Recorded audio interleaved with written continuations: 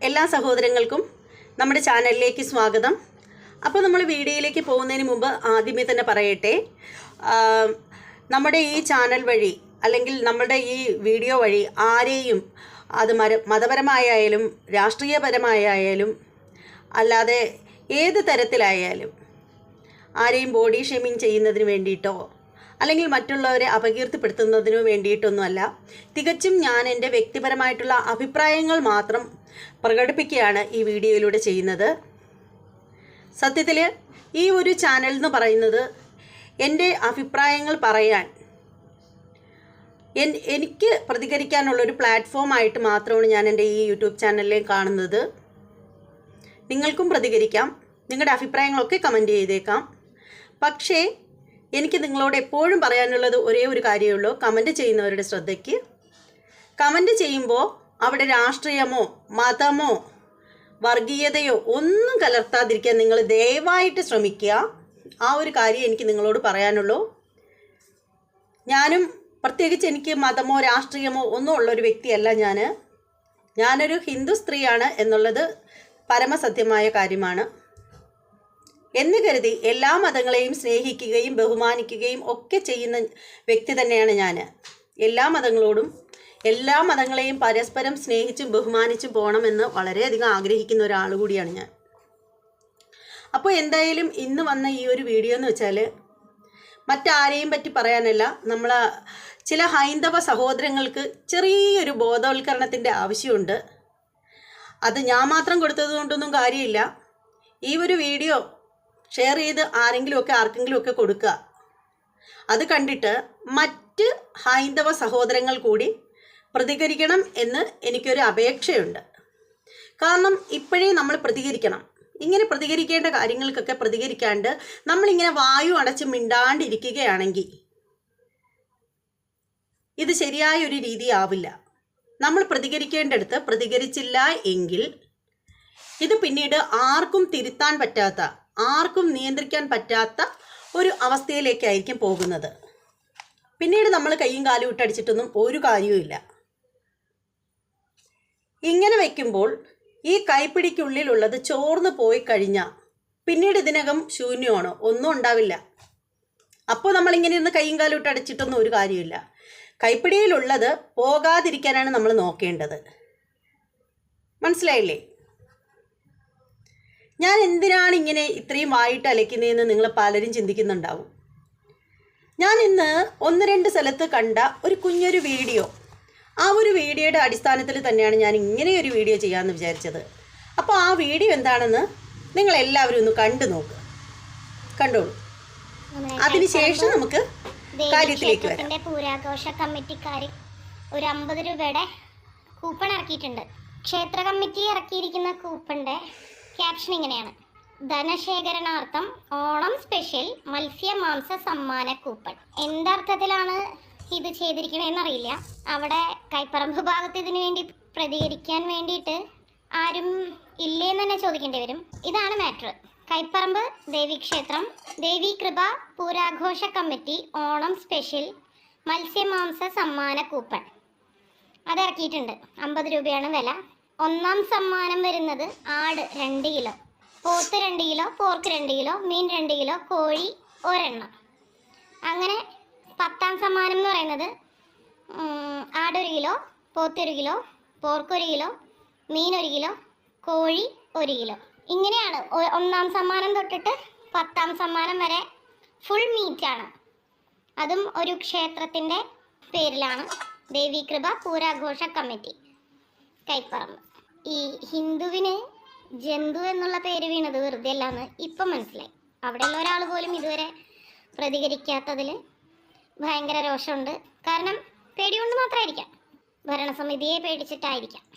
എന്തായാലും ഇതൊന്ന് നേരിട്ട് വന്ന് പറയണമെന്നുണ്ടായി. പ്രതികരിക്കേണ്ടവർക്ക് പ്രതികരിക്കാം, അല്ലാത്തവർക്ക് തള്ളിക്കളയാം.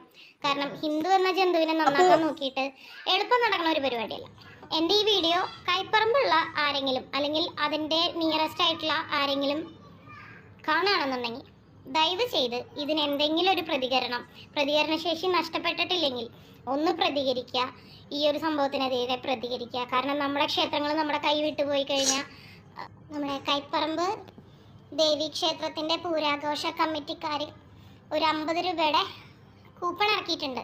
ക്ഷേത്ര കമ്മിറ്റി ഇറക്കിയിരിക്കുന്ന കൂപ്പണിൻ്റെ ക്യാപ്ഷൻ ഇങ്ങനെയാണ്: ധനശേഖരണാർത്ഥം ഓണം സ്പെഷ്യൽ മത്സ്യമാംസ സമ്മാന കൂപ്പൺ. എന്തർത്ഥത്തിലാണ് ഇത് ചെയ്തിരിക്കണമെന്ന് അറിയില്ല.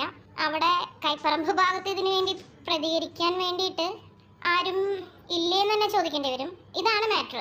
കൈപ്പറമ്പ് ദേവീക്ഷേത്രം ദേവീകൃപ പൂരാഘോഷ കമ്മിറ്റി ഓണം സ്പെഷ്യൽ മത്സ്യമാംസ സമ്മാന കൂപ്പൺ അത് ഇറക്കിയിട്ടുണ്ട്. 50 രൂപയാണ് വില. ഒന്നാം സമ്മാനം വരുന്നത് ആട് 2 കിലോ. അപ്പോൾ ഇതൊക്കെ കണ്ടു കഴിഞ്ഞാൽ പ്രതികരിക്കാതിരിക്കാൻ നമ്മളെ കൊണ്ട് പറ്റില്ല. ശരിക്കും പറയുകയാണെങ്കിൽ ഇനി ആ പെൺകുട്ടി പറഞ്ഞ കാര്യങ്ങൾ ഞാൻ ഒന്നുകൂടി എടുത്ത് പറയേണ്ട കാര്യമൊന്നുമില്ലല്ലോ. ഇന്നേ വരെ ഇത് കേൾക്കുമ്പോഴത്തേക്ക് കുറേ ആളുകൾക്കൊക്കെ കുരുപൊട്ടും. അവർ ചോദിക്കും, അതെന്താ ഒരു ക്ഷേത്രത്തിൻ്റെ പേരിൽ ഒരു സമ്മാന കൂപ്പൺ വച്ചാൽ എന്തായിരിക്കും കുഴപ്പം? അത് ക്ഷേത്രത്തിനകത്ത് വെച്ചല്ലല്ലോ കൊടുക്കുന്നത് എന്നൊക്കെ പറഞ്ഞ് കുറേ ആളുകൾ ഇവിടെ വരും.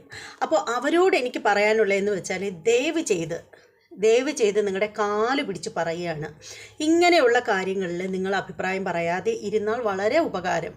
അങ്ങനെ മാത്രമേ പറയാൻ പറ്റത്തുള്ളൂ. കാരണം ഇങ്ങനെ പറയുന്ന വ്യക്തികൾ എന്ന് പറഞ്ഞാൽ ഒന്നുകിൽ നിരീശ്വരവാദികളായിരിക്കും, അല്ലെങ്കിൽ മറ്റേതെങ്കിലും ദൈവിക ചിന്തയില്ലാത്ത ഏതെങ്കിലും ഒരു ഗ്രൂപ്പിൽപ്പെടുന്ന ആളുകളായിരിക്കും, അല്ലെങ്കിൽ മറ്റേതെങ്കിലും മതസ്ഥരായിരിക്കും ഇങ്ങനെ പറയുന്നത്.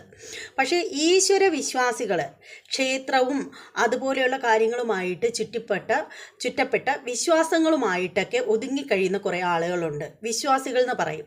അവർക്ക് ഇങ്ങനെയുള്ള കാര്യങ്ങളൊന്നും ദഹിക്കില്ല കേട്ടോ. കാര്യം എന്താണെന്ന് വെച്ചാൽ ഇന്നേ വരെ ഇല്ലാത്ത കാര്യങ്ങളാണ് ഇതൊക്കെ.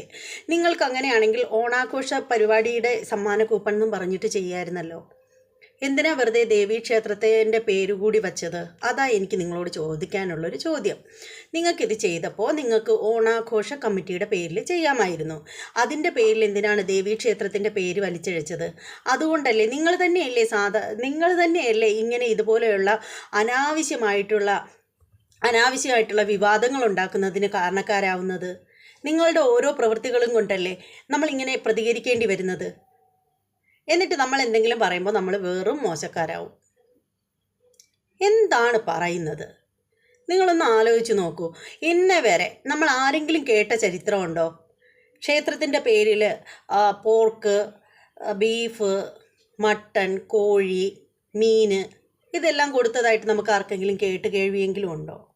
എങ്കിൽ ഒരു കാര്യം ചെയ്യണം, ഇത് എല്ലാം ആയല്ലോ, ഇനി കുറച്ച് മദ്യവും കൂടി കൊടുക്കാമല്ലോ. എന്തായാലും ഇതൊക്കെ ഒന്ന് ഫ്രൈ ചെയ്തും അല്ലാതെയൊക്കെ കറി വെച്ചൊക്കെ കഴിക്കുമ്പോഴത്തേക്ക് ടച്ചിങ്സിന് ഇവർ ഇരിക്കുമ്പോഴത്തേക്ക് കുടിക്കാനും കൂടി ആളുകൾക്ക് ഇഷ്ടമുള്ളവരൊക്കെ ഉണ്ടാവുമല്ലോ ഈ കൂട്ടത്തിൽ. അപ്പോൾ കുറച്ച് മദ്യവും കൂടി കൊടുക്കാമായിരുന്നില്ലേ? അതും വെക്കായിരുന്നല്ലോ. എന്താ ചെയ്യുന്നത്? നിങ്ങളുടെയൊക്കെ ഈ ഓരോ പ്രവൃത്തി കൊണ്ട് മാത്രമാണ് ഇങ്ങനെയൊക്കെയുള്ള ഓരോരോ ആവശ്യമില്ലാത്ത സംസാരങ്ങളും കാര്യങ്ങളും ഒക്കെ ഉണ്ടാവുന്നത്.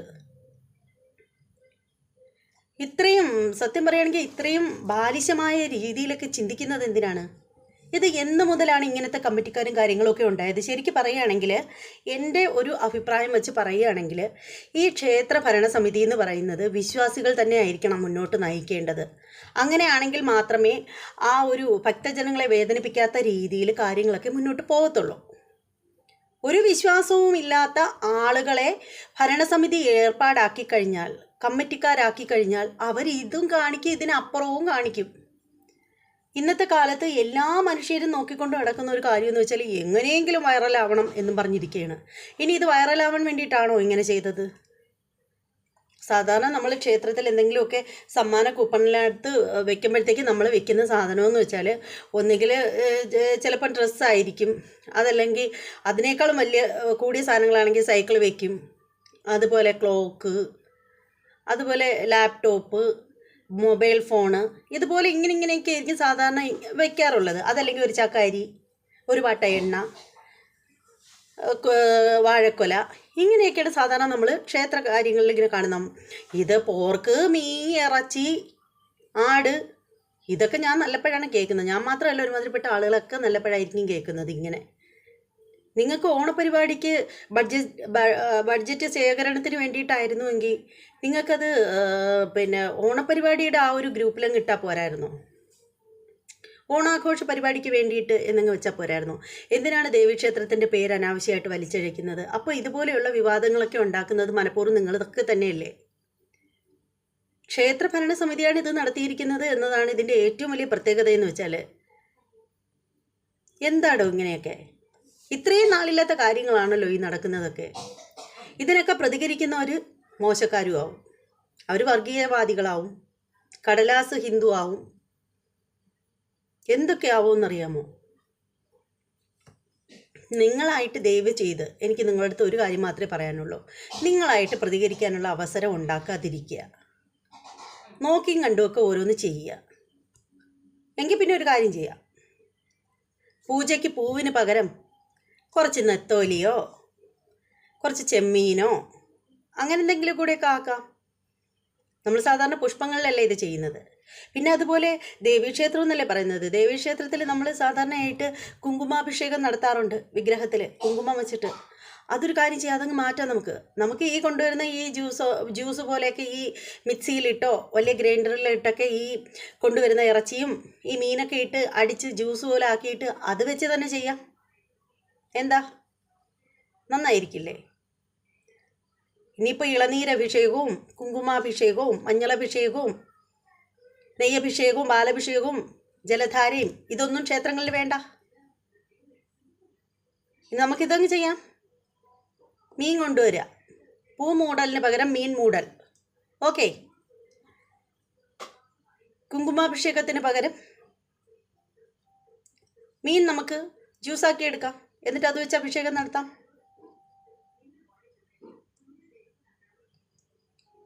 പോർക്കും നല്ലതാണ്. പോർക്കിൻ്റെ നെയ്യ് എടുക്കാം. നെയ്യ് ഒരുക്കി എടുത്തിട്ട് അത് വെച്ച് അഭിഷേകം നടത്താം.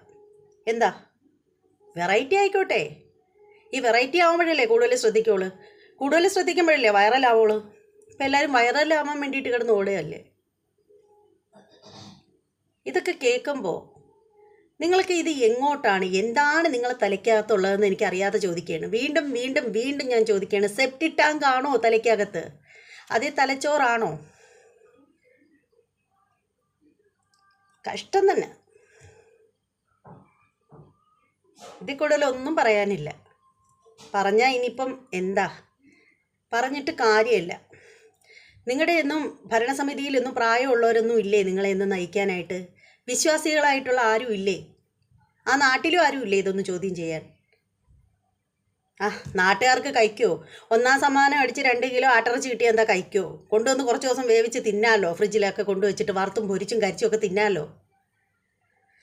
എൻ്റെ പൊന്നോ.